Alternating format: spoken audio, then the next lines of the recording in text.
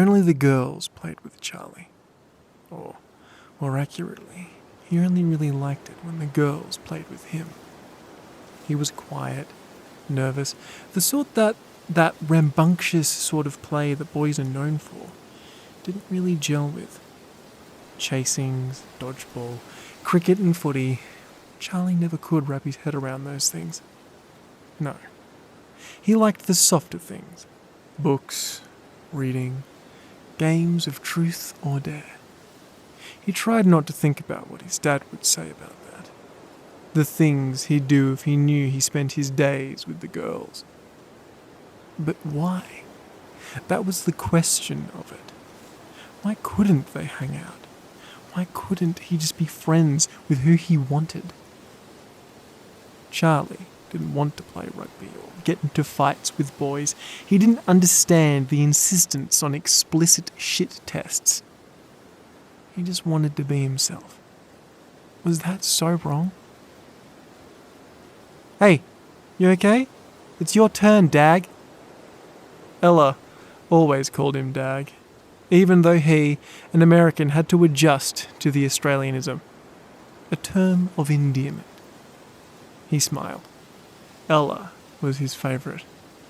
Of all his friends, she was the toughest. A 5-year-old raised on a healthy diet of Ellen Ripley and Sarah Connor. Nothing could break Ella. And as Charlie smiled at her bouncy red hair and her freckly arms, he found himself wishing he was as strong as she was. Charlie? Crap, he forgot to speak. Dry mouth always a problem for him. He swallowed. I'm okay. Sorry. What were we doing again? Brown-haired Ava rolled her eyes and sneered. Chatterbox.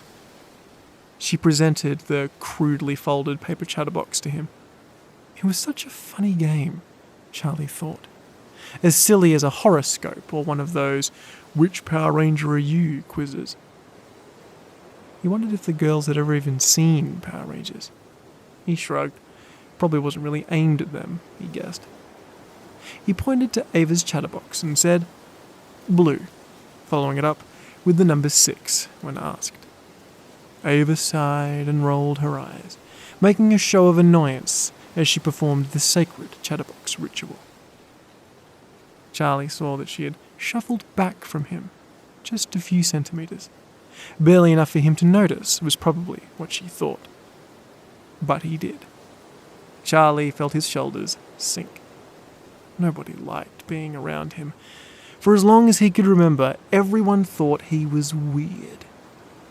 But then, like a patron saint or an armour-clad Valkyrie, Ella swooped into his side, hugging his feeble body tightly and declaring, "You don't have to play with us if you don't want to. Charlie and I will be just fine without you being a bum." Charlie giggled, knowing full well what kind of trouble Ella could get into with her parents if she was caught using such language.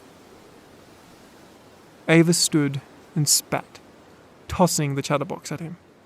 "You're a creep," she said. "You're gross and weird." Charlie sank again, and Ella made a mock wave goodbye whilst tightening her grip around him. Charlie hugged her back. There was a coldness to her skin that he liked. Not anything unnatural, just the cool kiss of wind-touched flesh. He covered his face and giggled. "What's so funny?" Ella demanded. "Nothing, just thanks for sticking up for me." "It's okay, she's a drongo anyway. My mum says her mum steals from the Macca's charity box." "Oh yeah? Oh, definitely," Ella said with the play seriousness only really achievable in the voice and expression of a little girl. The two laughed, and Charlie felt truly cared for as they sat on their grassy little hill, looking over a sea of kids, all playing their silly little games. Charlie audibly scoffed when he saw a group of boys playing touch footy. "Oh, stop it," Ella said. "Don't be so judgy." "I'm not being judgy," Charlie protested. "Uh-huh," she said and shot him one of her looks. It was the same look she had given when he said he wasn't grossed out by the dead magpie at the back of the school, or the time that they had snuck out back there to draw naughty words on the bricks. Ella was many things, and in charge was certainly one of them. Or at least, it was easier for Charlie to let her think that. He wasn't trying to be rude or anything. He just thought it was easier for him to get people to do what he liked when they felt superior to him. But that thought had him doing backflips in his head. Silent arguments about how Ella wasn't really snooty or posh. It was just that he didn't want her thinking he'd ever try and push her away. It was just easier that way. And he hoped it would make his next question much easier. "You want to see something cool?" he said. "Cooler than a dead bird, I mean." Ella's eyes lit up. "I'm listening." Charlie wanted to tell her right there and then, but he was sure it would be better as a surprise. Hell, the whole magpie incident was a surprise of Ella's making. He just wanted to be as cool and smart as she was. "I can't tell you what it is, but it's where we found the bird." Ella smiled with her teeth and looked out across the oval. As per usual, not a teacher on duty in sight. Oh, the joys of the public school system. Once she was sure they wouldn't be spotted, she excitedly grabbed Charlie's hand and ran, pulling him along to the spot behind the school. Charlie looked about him, making sure there was no one around. Oh, the foolishness of youth, always seeing things that aren't there, he thought. So, Ella tapped her toe impatiently. Charlie looked at her, scampy excitement nearly bursting forth. "You ready?" Ella nodded. So, he reached into his trouser pocket and pulled it out. He smiled as her eyes widened to see it better. The drive home from school that day was a quiet one. Charlie wiped the sweat from his brow and tried to shrink into himself, convinced there were eyes on him.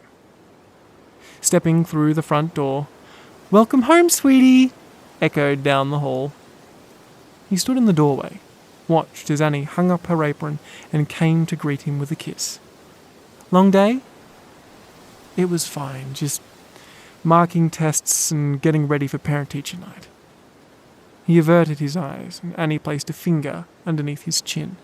"Don't look so glum, honey. Those parents should be thankful. Everyone knows you love your students." Charlie smiled finally.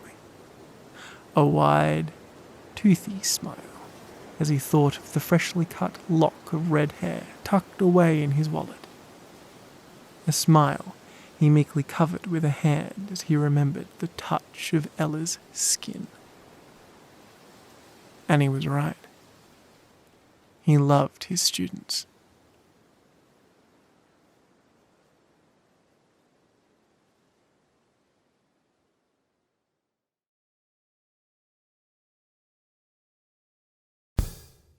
G'day guys, I hope you enjoyed that story and thank you so much for giving it a listen.